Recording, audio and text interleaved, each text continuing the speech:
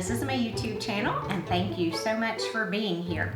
In this video, I wanted to talk to you a little bit about my best and my worst designer purchases through the years. And it might even surprise you what has stood the test of time versus those items that I need to send to a new home, put on the resale sites, whatever it may be. So I have made notes, so I will be referring to those so I don't leave out anything.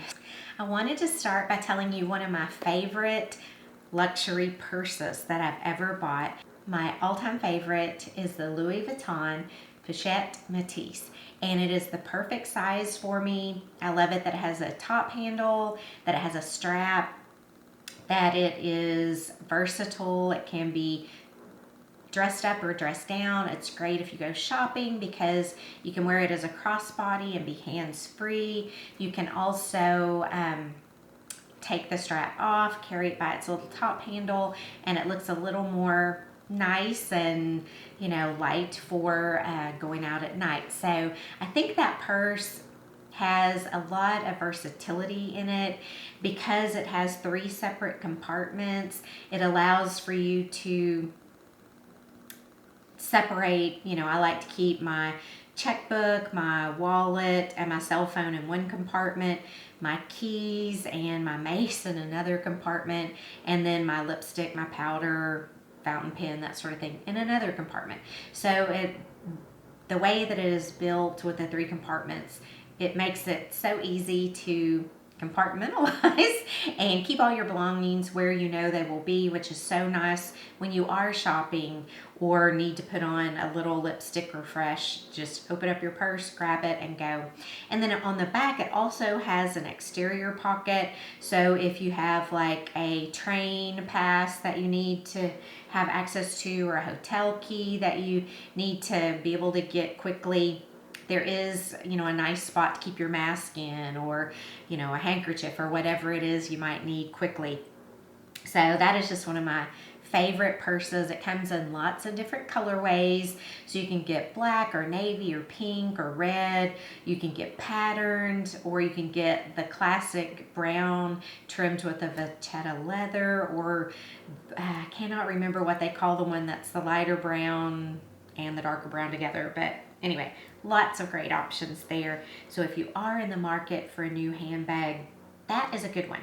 Again, it's not too small, it's not too big, it's just a good medium-sized handbag. I think it's about 9 inches in length.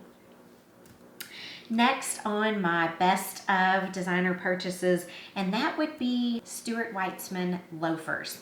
And I love Stuart Weitzman. I got into their shoes several years ago when they would allow you to order them. I have a short, wide foot. I have Lindstone feet. And they would, before a season came out, they would send a catalog around to their customers, and you could pre-order your size in a specific style.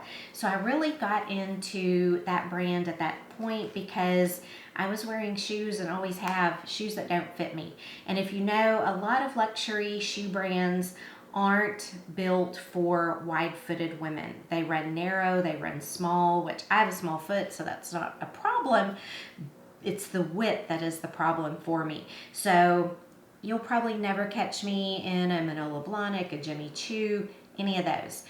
What you will catch me in quite often is Stuart Weitzman. They're just classic, well-made, and I feel like pretty good quality for the price point. They're not outlandish. You can look for sales and get some really good deals, but my all-time favorite Stuart Weitzman shoes are a navy loafer and a black loafer. And if you watch my 2022 trend video, then you'll know that chunky loafers are in, and these do kind of have that lug sole heel, and I have had these things maybe 15 years. I'm not real sure. I could probably look to see, but I absolutely adore them. So they have been shoes that have stood the test of time. They can be dressed up. They can go with, you know, now you'll see loafers with a dress or a skirt. They can go with business slacks, and of course they can go with jeans. So lots of options there. Also, and in that same vein, would be my Stuart Weitzman knee boots. I love them. They're classic. I can wear usually an average size in boots. I don't have to have a wider width a lot of times, just because boots tend to run a little wider. That's Archie. And anyway, I have knee boots from Stuart Weitzman in navy, in brown, and black, some with a heel, some lower heel, but all of them have been in style again for probably 15 years and will continue to be, and they all wear so very well. Even the suedes have worn quite well, so they were a purchase that were well worth it. Now also, I did get into Ferragamo, the loafers, and what are they called? I'll have to share that below. But they come in narrows and wides and all that, and I got the exact same 3 pair of loafers in pretty much every color I could find them in. So I have them in a black patent, a navy, and then a biscuit color, kind of a bone color. And I haven't worn the bone as much as the navy and the black, but again, easy to dress up or dress down, very comfortable and long lasting. So well worth the money that was spent on them.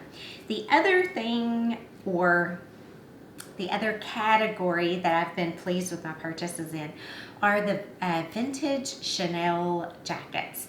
And you know, Chanel jackets are so classic.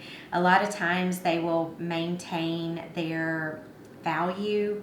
If they do get reduced, then it's a good time to buy.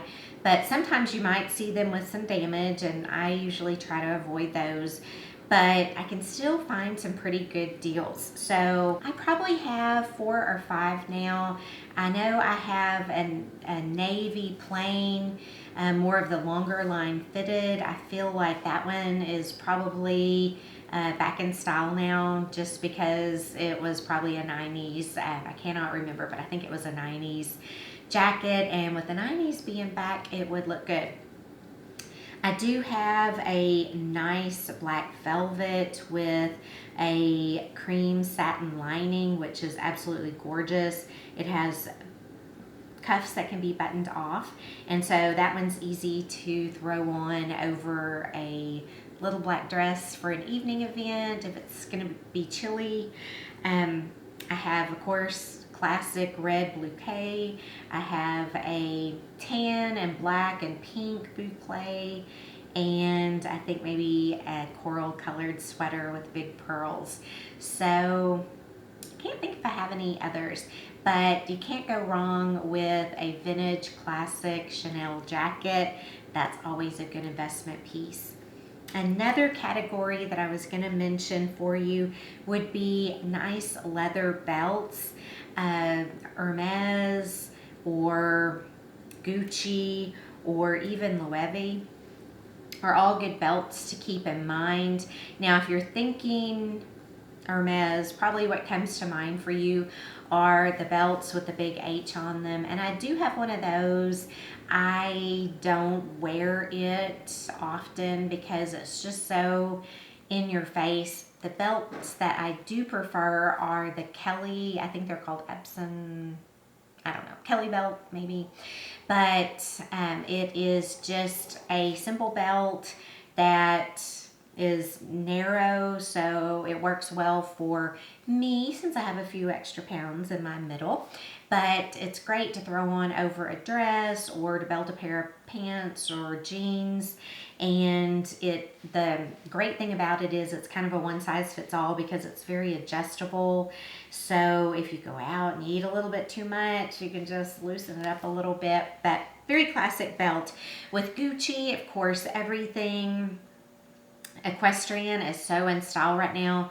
So that has always been a visual and design element for Gucci in particular, as well as Hermes. So many of the, even, you know, so many of our luxury leather brands started with an equestrian background or influence. I do tend to think of Gucci when I'm thinking of horse bits and a lot of that classic, what was that, 90s style, 80s maybe?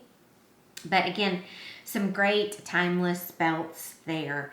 And then of course the Loewe belts, either the anagram or the L belts. Those are good quality, would go with a lot of things, and are offered in colorways that are very in style right now. And then my last category that I wanted to talk about for my favorite top designer purchases, and this is something very specific but very timeless. That would be a classic Burberry Trench coat. And the one that I chose is black on the outside, and on the inside has the classic Nova check pattern that is Burberry. So I have had my coat probably for 20 years now, and it is still in perfect condition. Looks as good as the day I bought it. Strangely enough, when I bought it a size too big because I knew I wanted it to go for the long haul. So I wore it when I was 2 sizes smaller than I am now. I wore it when I was the size of the coat, and I'm wearing it now, which I am kind of the size of the coat, maybe a little bit the size above, but I also wore it when I was fully the size above, and it still worked. It is very classic with its design. It has a zip-in liner, which is wool, so it has allowed me to wear that coat on, you know, winter vacations to Maine. So with, you know, warm layers underneath, it was still just a perfect coat even for a cold climate. So that is my perfect all-time luxury purchase. I did want to mention, out of all the things that I've mentioned to you today on designer purses that are still stylish and relevant, they were all classic styles in pretty much classic colorways. So I would highly recommend, unless you are going to spend lots of money on your wardrobe every year and don't mind spending $1,000 on a luxury item or $2,000 or $3,000 on a luxury purse and then get rid of it next season. You know, if that's the way you dress, then that's perfect, but you don't need to worry about what I'm about to say. But for the rest of us who don't want to spend a lot, just like the things we like, then I like to buy the classics, because that is where you're going to get your money's worth out of it. You're going to get to wear it for a longer period of time and enjoy it for a longer period of time without it looking out of style or being something that you just don't want to wear anymore. The other thing I want to mention is all of these items were quality items to begin with. So, you know, you can spend a lot of money on some not very quality items. So keep that in mind. I would rather buy one very nice coat that's going to see me through decades of use than to buy, you know, a mediocre, good value coat that I'm only going to wear 1 year. So as you're looking at your long-term investment pieces, I highly recommend the classics, and I also highly recommend the accessories, because chances are they're gonna wear better for longer. But even like in the case of a shoe, if I were to wear out a sole, it's so easy to go and replace it. Whereas if I wore a hole in a designer skirt, chances are it may not be able to be repaired. It could possibly be rewoven. I have seen some magic worked, but just keep that in mind when you're deciding where to put your money. So I like to put my money into coats, purses, shoes, belts, and maybe even jewelry if it is fine jewelry. But I say that, and if you look at Chanel items, even when they're not real, they hold their value. So depending on what item, do your research before you spend your money and see what's going to hold its value. Almost like a car, you want to make sure that you're buying items that you like and you will use and that fit you well and work with your wardrobe But if you're thinking you might ever want to get rid of them, make sure it's going to keep its value. Now on to my worst purchases. I also have 7 here. I'm going to start with number 7. It would be designer clothes where I bought them and they just weren't the perfect fit. You know what I'm talking about. Sometimes you'll be like, oh, it's not perfect. If I lost a little bit of weight, it would fit me better. Or, you know, oh, it's got a little room, but you know, we're heading into the holidays, I might gain a little weight. If you don't, which chances are you won't, then you've just spent a lot of money on something that you either need to have altered, which might interfere with its value, or it's just going to be something you don't wear. So I do have some items that have hung around in my closet far too long, and I think it's time that I pass them on. So I will reach out to a resale site probably and let those things go to a new home. Another category for me, and I will give you an example. I think that I do better with either a plain black purse or a purse that is only 2 colors.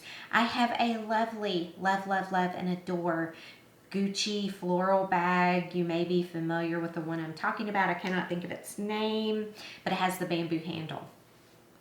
I have never worn the handbag. I love the handbag. If I were to pick out a favorite visual piece to look at, it would probably be that handbag. But as far as working it into my wardrobe, it just isn't making its way in there. Never to be carried. I cannot believe that. Next one. I have a Chanel sweater that I have never worn. It was a beautiful sweater, but it's not a color that is in my wardrobe. There's no other piece in my wardrobe the color that it is. So it just isn't something that I think to reach for. And while I'm saying that about the Chanel sweater, I also have a Gucci sweater in the same boat. It is a beautiful long line cardigan, and I think the color was geranium. Very beautiful, but it's stacked in my sweater pile in the cedar lined closet. There you go. There are some pieces of designer footwear that I have never worn, and I do know why. They weren't comfortable. I have a lovely pair of Gucci black pumps with the red and green strap over the vamp of the shoe, and I wore them at home one night for New Year's Eve, and it was just me and Michael, and yeah, didn't last long because they hurt very, very bad. So that was not a good purchase. I have some Todd's driving shoes that I've never ever worn. I have a beautiful pair of Dior evening shoes that I've never worn because they are patterned and the colors just aren't colors I have in my wardrobe. So those are all pieces that I might keep just for the beauty of them, not for the functionality of them, but I might pass them on. Next up is a lovely Louis Vuitton belt bag that I had to have, and I got it, but I've never worn it. And the reason I've never worn it, I think, is probably I am a little self-conscious of my tummy area because it's not flat like it was in the 1990s. So I just feel like if I wore something to accentuate my belly, it might not be the best thing. But I don't know. I want to keep that bag around because it is great if you think about going shopping or grocery store shopping or clothing shopping. It's just so convenient to have on a belt bag. If you have a coat over it, nobody's even going to know it's there, so you don't have to worry about it being stolen from you. So it's very practical. It's just maybe going to make a statement that I don't want to make, if that makes sense. But anyway, that would be one. And then last on my list of worst purchases would be leather belts by Louis Vuitton and again Hermes. So I mentioned earlier in my best purchases the Hermes belt that's adjustable and you really just, it's not in your face Hermes. So I do have, you know, the H belt, and I haven't ever worn it, I don't think. But I also have a Louis Vuitton belt where the actual belt is the Louis Vuitton pattern, and although it's pretty and it would go with like my Louis Vuitton Pochette Matisse, it's just again too in your face, I think, and especially when I'm considering my belly area being an area I don't want to make look more eye-catching or, you know, stand out more than it already does, then maybe that's why I shy away from those belts. So I think I did combine a few items here on my worst list, so there may not be 7 if you counted them, but I did want to sum up what I see here and what I'm seeing here. Maybe why they weren't best purchases for me is I didn't think through my preferences of dressing, how I like to dress when I made these purchases, if that makes sense. So the shoes are shoes that I liked, but they weren't comfortable. I shouldn't have kept them. Or else the pair that's patterned, which is patterned footwear, is hard to carry off. You just have to have the right outfit or the right dress. So I think patterns seem to be a theme here. Maybe I'm a little more plain with my dressing or monochromatic. The other thing is not paying attention to fit. Fit is so very important, and even if it's a really good deal or a really beautiful item, if it doesn't fit well, then it is not worth whatever price tag is on it. So that is it for me with best purchases and worst purchases. I hope that you've learned something about yourself while listening to me talk about what my preferences or least preferred purchases were. And if you did, if you wouldn't mind commenting below so that we can all benefit from that information. If you're new here, if you would hit the like button and the subscribe button, and come back next week for another new video. I will see you then, okay? Bye.